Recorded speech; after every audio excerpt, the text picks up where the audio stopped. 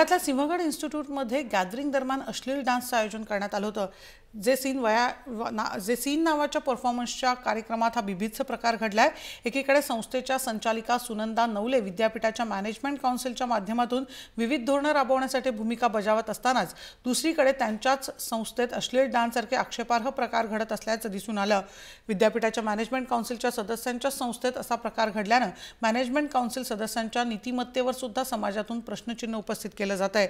याची गंभीर दखल घेत उच्च आणि तंत्रशिक्षण राज्यमंत्री रवींद्र वायकर यांनी घेतली असून सिंहगड इन्स्टिट्यूटवर कारवाई करण्याची ग्वाही सुद्धा त्यांनी दिली आहे।